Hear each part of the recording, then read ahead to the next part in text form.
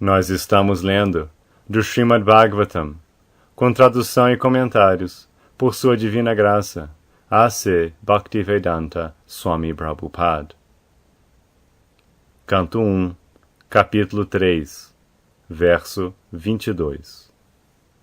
Na 18ª encarnação, o Senhor apareceu como o rei Rama, com o propósito de executar certo trabalho do agrado dos semideuses. Ele manifestou poderes sobre-humanos ao controlar o Oceano Índico e ao matar o ateísta rei Ravana, que estava de outro lado do mar. Significado: a personalidade de Deus, Sri Rama, assumiu a forma de um ser humano e apareceu na Terra com o propósito de fazer certo trabalho do agrado dos semideuses, ou as personalidades administrativas, para manter a ordem do universo. Às vezes, grandes demônios e ateístas, como Ravana, Hiranyakashipu e muitos outros, tornam-se sobremaneira famosos devido ao avanço da civilização material, com a ajuda da ciência material e outras atividades, dentro de um espírito de desafio à ordem estabelecida do Senhor. Por exemplo, a tentativa de voar a outros planetas por meios materiais é um desafio à ordem estabelecida. As condições de cada planeta são diferentes, e diferentes classes de seres humanos são ali acomodadas para diferentes propósitos, mencionados nos códigos do Senhor. Mas, inflados pelo mínimo sucesso em avanço material, às vezes os materialistas ímpios desafiam a existência de Deus. Ravana era um deles, e queria enviar homens ordinários ao planeta de Indra, céu, através de meios materiais, sem levar em conta as qualificações necessárias. Ele queria construir uma escadaria que chegasse diretamente ao planeta celestial, para que as pessoas não precisassem submeter-se à rotina de trabalho piedoso necessária para entrar naquele planeta. Ele também queria executar outros atos contra o governo estabelecido do Senhor. Ele chegou mesmo a desafiar a autoridade de Sri Ram, a personalidade de Deus, e raptou sua esposa, Sita. É claro que o Sr. Rama viera castigar este ateísta, respondendo à prece e desejo dos semideuses. Ele, portanto, aceitou o desafio de Ravana, e toda esta atividade é o tema do Ramayana. Porque o Sr. Ramachandra era a personalidade de Deus, ele manifestou atividades sobre-humanas, que nenhum ser humano, incluindo o materialmente avançado Ravana, poderia executar. O Sr. Ramachandra abriu uma estrada real no Oceano Índico, com pedras que flutuavam na água. Os cientistas modernos têm pesquisado na área da antigravidade, mas não foram capazes de produzir antigravidade em lugar algum. Mas, porque a antigravidade é uma criação do Senhor, pela qual ele pode fazer planetas gigantescos voarem e flutuarem no ar, ele fez com que as pedras, mesmo nessa terra, ficassem sem peso, e preparou uma ponte de pedras no mar, sem nenhum pilar de apoio. Esta é a manifestação do poder de Deus. Verso 23. Na 19ª e 20ª encarnações, o Senhor adveio como o Sr. Balarama e o Sr. Krishna, na família de Vrishni, a dinastia Yadu, e, fazendo-o, ele removeu o fardo do mundo. Significado: a menção específica da palavra Bhagavan neste verso indica que Balarama e Krishna são formas originais do Senhor. Isso será explicado mais detalhadamente adiante. O Sr. Krishna não é uma encarnação do Purusha, como aprendemos no começo deste capítulo. Ele é diretamente a personalidade de Deus original, e Balarama é a primeira manifestação plenária do Senhor. De Baladeva, a primeira falange de expansões plenárias, Vasudeva, Sankarsana, Aniruddha e Pradyumna, expande-se. O Senhor Sri Krishna é Vasudeva e Baladeva é Sankarsana. Verso 24. Então, no começo da Kali Yuga, o Senhor aparecerá como o Senhor Buda, o filho de Anjana, na província de Gaya, apenas com o propósito de enganar aqueles que são invejosos do teísta fiel.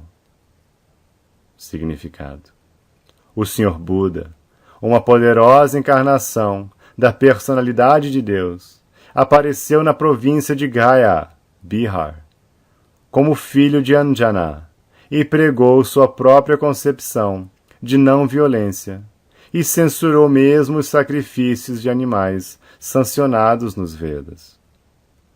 Na ocasião em que o Senhor Buda apareceu, as pessoas em geral eram ateístas e preferiam carne animal a qualquer outra coisa. Sob a alegação de sacrifícios védicos, todos os lugares transformaram-se praticamente em matadouros, e a matança de animais era cometida irrestritamente. O Senhor Buda pregou a não violência, apiedando-se dos pobres animais. Ele pregou que não acreditava nos dogmas dos Vedas e enfatizou os efeitos psicológicos adversos provocados pela matança de animais.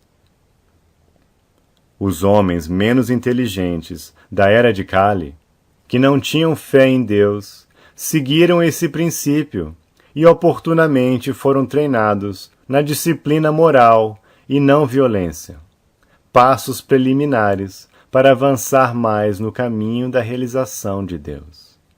Ele iludiu os ateístas, porque tais ateístas que seguiam seus princípios não acreditavam em Deus, mas mantiveram sua absoluta fé no Senhor Buda, o qual era a própria encarnação de Deus. Assim, os infiéis foram levados a acreditar em Deus sob a forma do Senhor Buda. Esta foi a misericórdia do Senhor Buda. Dos infiéis, ele fez fiéis a ele. A matança de animais, antes do advento do Senhor Buda, era o mais proeminente aspecto da sociedade. As pessoas proclamavam que esses sacrifícios eram védicos. Quando os Vedas não são aceitos através da sucessão discipular autorizada, os leitores casuais dos Vedas são desencaminhados pela linguagem florida deste sistema de conhecimento. No Bhagavad Gita, faz-se um comentário sobre tais acadêmicos tolos, avipashtitaha. Os acadêmicos tolos da literatura védica, que não se importam de receber a mensagem transcendental através de fontes transcendentais autorrealizadas, em sucessão discipular, certamente serão confundidos. Para eles, as cerimônias ritualísticas são consideradas como o máximo de tudo. Eles não têm profundidade de conhecimento. Segundo Bhagavad Gita 15:15, Vedaischa saver ahameva vedya. Todo o sistema dos Vedas é para levar-nos gradualmente ao caminho do Senhor Supremo. Todo o tema da literatura védica destina-se ao conhecimento do Senhor Supremo, da alma individual, da situação cósmica e da relação entre todos esses itens.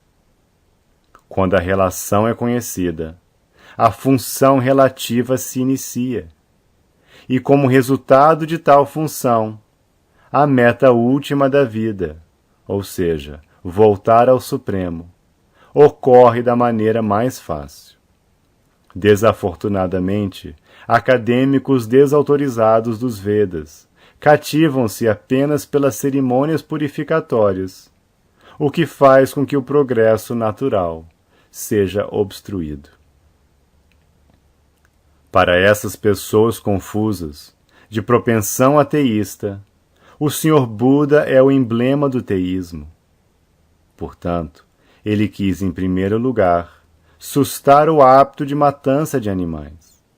Os matadores de animais são elementos perigosos no caminho de volta ao Supremo. Há dois tipos de matadores de animais. A alma é às vezes chamada de um animal ou ser vivo. Portanto, tanto o matador de animais quanto aqueles que perderam sua identidade como alma são matadores de animais. Maharaj Parikshit disse que somente o matador de animais não pode saborear a mensagem transcendental do Senhor Supremo. Portanto, se por acaso as pessoas forem educadas no caminho do Supremo, antes de mais nada, elas terão que aprender a parar o processo de matança de animais, como se mencionou acima. É um disparate dizer que a matança de animais nada tem a ver com a compreensão espiritual. Por causa dessa perigosa teoria, muitos ditos sannyasis têm surgido graças a Kali Yuga, os quais pregam a matança de animais sob o disfarce dos Vedas. O tema já foi discutido na conversa entre o Sr. Chaitanya e Maulana Chand Ghazi Sahib. O sacrifício animal, como se estabelece nos Vedas, é diferente da irrestrita matança de animais nos matadouros, porque os asuras, ou os assim chamados acadêmicos das literaturas védicas, apontam a evidência da matança de animais nos Vedas, o Sr. Buda negou superficialmente a autoridade dos Vedas.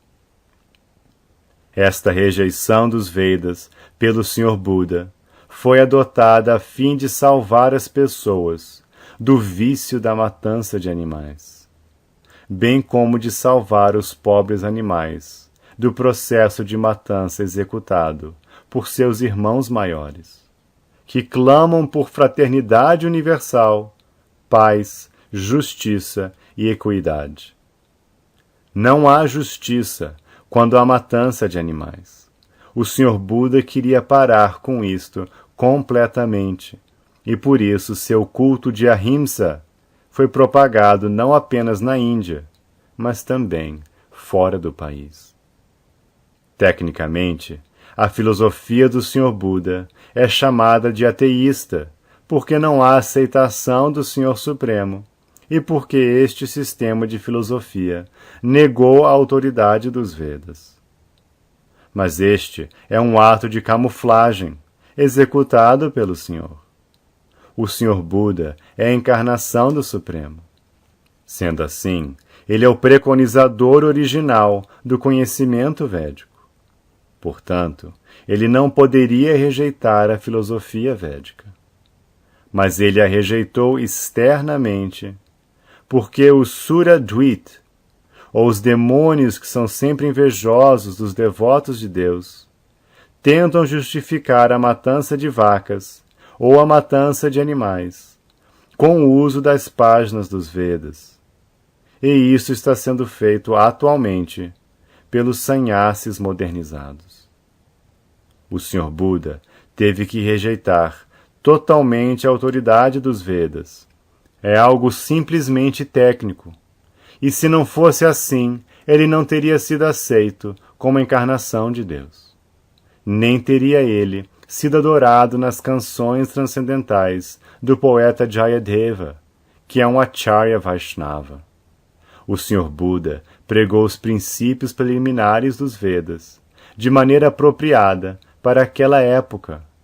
Assim também o fez Sankaracharya, para estabelecer a autoridade dos Vedas. Portanto, tanto o Sr. Buda quanto Acharya Shankara prepararam o caminho para o teísmo, e os Acharyas Vaishnavas, especificamente o Sr. Sri Chaitanya Mahaprabhu, indicaram para as pessoas o caminho da realização de volta ao Supremo. Ficamos contentes de saber que as pessoas estão se interessando no movimento de não violência do Sr. Buda. Mas irão elas levar o assunto bastante a sério e fecharão totalmente os matadouros de animais? Caso contrário, o culto de Ahimsa perde o sentido. O Srimad Bhagavatam foi composto precisamente antes do começo da Era de Kali, cerca de 5.000 anos atrás. E o Sr. Buda apareceu cerca de 2.600 anos atrás. Portanto, o Sr. Buda está predito no Srimad Bhagavatam. Essa é a palavra autorizada desta luminosa escritura. Há muitas profecias assim, e elas estão sendo cumpridas uma após outra. Elas indicarão a posição concreta do Srimad Bhagavatam, que não tem nenhum vestígio de erro, ilusão, engano e imperfeição, que são os 4 defeitos das almas condicionadas. As almas liberadas estão acima desses defeitos. Portanto, elas podem ver e predizer coisas que estão por acontecer em distantes datas futuras. Verso 25. Depois disso, na conjunção das 2 yugas, o Senhor da criação nascerá como encarnação Kalki e tornar-se-á o filho de Vishnu Yasha. Nessa altura, os governantes da terra terão degenerado em saqueadores. Significado. Aqui está outra predição do advento do Sr. Kalki, a encarnação de Deus. Ele aparecerá no conjunto das 2 yugas, a saber, no fim da Kali Yuga, com o começo da Satya Yuga, o ciclo de 4 yugas, a saber, Satya, Treta, Dwapara e Kali, gira como os meses do calendário. A atual Kali Yuga dura 432.000 anos, dos quais passamos apenas 5.000 anos após a batalha de Kurukshetra e o fim do regime do rei Parikshit. Desse modo, restam passar ainda 427.000 anos. Portanto, ao final desse período, a encarnação de Kalki surgirá, como se prediz no Srimad Bhagavatam. O nome de seu pai, Vishnu Yasha, um Brahmana erudito, e a aldeia Shambhala também são mencionados. Como se mencionou acima, todas essas profecias provarão serem verdadeiras em ordem cronológica. Esta é a autoridade do Srimad Bhagavatam. Verso 26. Ó Brahmanas, as encarnações do Senhor são inumeráveis, como regatos fluindo de inexoráveis fontes de água. Significado. A lista de encarnações da personalidade de Deus aqui apresentada não é completa. É apenas uma visão parcial de todas as encarnações. Há muitas outras, tais como Sri Hayagriva, Hari, Hamsa, Prishinigarbha, Vibhu, Satyasena, Vaikunta, Sarvabhauma, Vishvakshena, Dharmasitu, Sudham, Yogeshvara, Brihadbhanu e outras de eras passadas. Sri Prahlad Maharaj disse em sua oração: Meu Senhor, vós manifestais tantas encarnações, quantas espécies há de vida. Os seres aquáticos, os vegetais, os répteis, as aves, as bestas, os homens, os semideuses, etc. Apenas para a manutenção dos fiéis e aniquilação dos infiéis. Vós advindes dessa forma, de acordo com a necessidade das diferentes yugas. Na Kali Yuga, encarnastes disfarçado em devoto. Esta encarnação do Senhor, na Kali Yuga, é o Senhor Chaitanya Mahaprabhu. Há muitas outras passagens, tanto no Bhagavatam quanto em outras escrituras, nas quais a encarnação do Senhor, como Sri Chaitanya Mahaprabhu, é explicitamente mencionada. No Brahma Samhita também está dito, indiretamente, que embora haja muitas encarnações do Senhor, tais como Rama, Nrsimha, Varaha, Matsya, Kurma e muitas outras, o próprio Senhor às vezes se encarna em pessoa. O Senhor Krishna e o Senhor Sri Chaitanya Mahaprabhu não são, portanto, encarnações, mas a fonte original de todas as outras encarnações. Isto será claramente explicado no próximo shloka. Desse modo, o Senhor é a fonte inexaurível de inumeráveis encarnações, que nem sempre são mencionadas.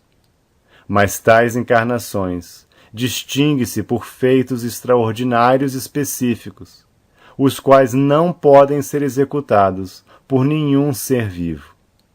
Este é o teste geral para identificar uma encarnação do Senhor, direta e indiretamente dotada de poder. Algumas encarnações mencionadas acima são quase porções plenárias. Por exemplo, os Kumaras são investidos com conhecimento transcendental. Sri Narada é dotado de poder com serviço devocional.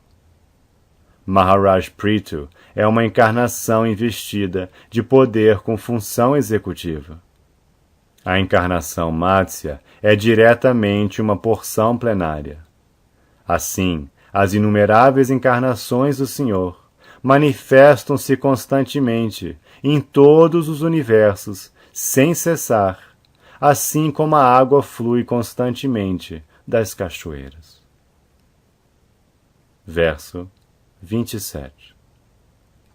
Todos os rishis, manos, semideuses e descendentes de Manu, que são especificamente poderosos, são porções plenárias das porções plenárias do Senhor. Nestes, incluem-se também os Prajapatis. Significado: aqueles que são comparativamente menos poderosos chamam-se Vibhuti, e aqueles que são comparativamente mais poderosos chamam-se encarnações Avesha. Verso 28. Todas as encarnações acima mencionadas são ou porções plenárias, ou porções das porções plenárias do Senhor.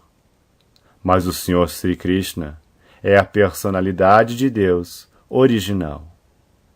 Todas elas aparecem nos planetas sempre que há um distúrbio criado pelos ateístas. O Senhor encarna para proteger os teístas. Significado: nesta estrofe particular, o Senhor Sri Krishna, a personalidade de Deus, distingue-se de outras encarnações. Ele é classificado entre os avataras, encarnações, devido a que, por sua misericórdia sem causa, o Senhor desce de sua morada transcendental. Avatara significa aquele que desce. Todas as encarnações do Senhor, incluindo o próprio Senhor, descem aos diferentes planetas do mundo material, bem como em diferentes espécies de vida, para cumprir missões particulares. Às vezes, ele vem em pessoa, e às vezes suas diferentes porções plenárias, ou parte das porções plenárias, ou suas porções diferenciadas direta e indiretamente dotadas de poder por ele, descem a este mundo material para executar certas funções específicas. Originalmente, o Senhor é pleno de todas as opulências, de toda a coragem, toda a fama, toda a beleza, todo o conhecimento e toda a renúncia. Observe-se que, quando elas são parcialmente manifestadas através das porções plenárias, ou parte das porções plenárias, certas manifestações de seus diferentes poderes são requeridas para aquelas funções particulares. Quando se instalam pequenas lâmpadas elétricas num cômodo, isso não significa que a central elétrica esteja limitada pelas pequenas lâmpadas.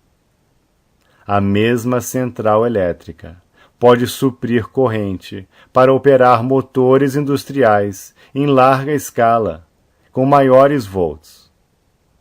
Analogamente, as encarnações do Senhor exibem poderes limitados de acordo com a quantidade de poder necessária na ocasião particular.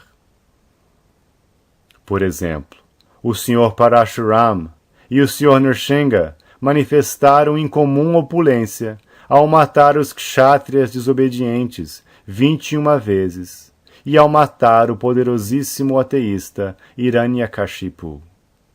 Hiranyakashipu era tão poderoso que mesmo os semideuses em outros planetas costumavam tremer simplesmente pelo franzir desfavorável de suas sobrancelhas. Estando os semideuses no nível superior de existência material, eles excedem muitas e muitas vezes o mais bem situado ser humano, em duração de vida, beleza, riqueza, parafernália e em todos os outros aspectos. Mesmo assim, eles temiam Hiranyakashipu. Assim, podemos simplesmente imaginar quão poderoso era Hiranyakashipu neste mundo material. Mas mesmo Hiranyakashipu foi feito em pedacinhos pelas garras do Sr. Nrsinga. Isto significa que qualquer pessoa materialmente poderosa não pode resistir à força das garras do Senhor. Da mesma forma, Jamadagnya demonstrou o poder do Senhor ao matar todos os reis desobedientes, poderosamente situados em seus respectivos estados. A encarnação investida de poder do Senhor, Narada, e a encarnação plenária, Varaha, bem como o Senhor Buda, indiretamente dotado de poder, criaram fé nas massas. As encarnações de Rama e Dhanvantari revelaram sua fama, e Balaram, Mohini e Vamana mostraram sua beleza. Dattatreya, Matsya, Kumara e Kapila demonstraram seu conhecimento transcendental. Nara e Narayana Rishis manifestaram sua renúncia. Desse modo, todas as diferentes encarnações do Senhor manifestaram, direta ou indiretamente, diversos aspectos. Mas o Senhor Krishna, o Senhor primordial, revelou os aspectos completos do Supremo, e desta maneira se confirma que ele é a fonte de todas as outras encarnações. E o mais extraordinário aspecto revelado pelo Sr. Sri Krishna foi a manifestação energética interna de seus passatempos com as vaqueirinhas. Seus passatempos com as golpes constituem manifestações de existência, bem-aventurança e conhecimento transcendentais, embora se manifestem aparentemente como amor sexual. A atração específica de seus passatempos com as golpes não deve de forma alguma ser mal entendida. O Bhagavatam relata esses passatempos transcendentais no 10º canto. E, a fim de chegar à posição de entender a natureza transcendental dos passatempos do Sr. Krishna com as golpes, o Bhagavatam promove gradualmente o estudante através dos 9 outros cantos. De acordo com a afirmação de Srila Jiva Goswami, conforme fontes autorizadas, o Sr. Krishna é a fonte de todas as outras encarnações. Não é que o Sr. Krishna tem alguma fonte de encarnação. Todos os sintomas da verdade suprema estão presentes por completo na pessoa do Sr. Sri Krishna. E no Bhagavad Gita, o Senhor enfaticamente declara que não há verdade superior ou igual a ele. Nesta estrofe, a palavra Swayam é particularmente mencionada para confirmar que o Sr. Krishna não tem outra fonte além dele mesmo. Embora, em outras passagens, as encarnações sejam descritas como Bhagavan, por causa de suas funções específicas, em nenhuma parte se declara que elas são a personalidade suprema. Nesta estrofe, a palavra Swayam significa a supremacia como Suman Bonum. O Suman Bonum, Krishna, é único e incomparável. Ele mesmo se expande em várias partes, porções e partículas, como Swayam Rupa, Swayam Prakash, Tadekatma, Prabhav, Vaibhav, Vilas, Avatara, Avesha e Jivas, todas providas de inumeráveis energias, adequadas às respectivas pessoas e personalidades. Os acadêmicos eruditos, em temas transcendentais, analisam cuidadosamente o Suman Bonum Krishna como tendo 64 atributos principais. Todas as expansões ou categorias do Senhor possuem apenas alguma porcentagem desses atributos. Mas Sri Krishna é o possuidor de 100% dos atributos. E suas expansões pessoais, tais como Swayam Prakash, Tadekatma, até as categorias dos avataras, que são todos Vishnu Tattvas, possuem até 93% desses atributos transcendentais. O Sr. Shiva, que nem é avatara, nem avesha, nem intermediário entre esses, possui quase 84% dos atributos. Mas as divas, ou os seres vivos individuais, em diferentes status de vida, possuem no máximo 78% dos atributos. No estado condicionado de existência material, o ser vivo possui esses atributos em quantidade muito diminuta, variando de acordo com a vida piedosa do ser vivo. O mais perfeito entre os seres vivos é Brahma, o supremo administrador de um universo. Ele possui por completo 78% dos atributos. Todos os outros semideuses têm os mesmos atributos em menor quantidade, ao passo que os seres humanos possuem os atributos em quantidade muito diminuta. O padrão de perfeição para um ser humano é desenvolver esses atributos plenamente até 78%. O ser vivo jamais poderá possuir atributos como Shiva, Vishnu ou o Sr. Krishna. Um ser vivo pode tornar-se divino, desenvolvendo em plenitude 78% de atributos transcendentais. Porém, jamais poderá tornar-se um Deus como Shiva, Vishnu ou Krishna. Ele pode tornar-se um Brahma no devido tempo. Os seres vivos, divinos, que são habitantes dos planetas do céu espiritual, são companheiros eternos de Deus em diferentes planetas espirituais, chamado Haridam e Maheshdam. A morada do Sr. Krishna, acima de todos os planetas espirituais, chama-se Krishnaloka, ou Goloka Vrindavan, e os seres vivos perfeitos desenvolvendo em plenitude 78% dos atributos acima mencionados, pode entrar no planeta de Krishnaloka após deixar este corpo material.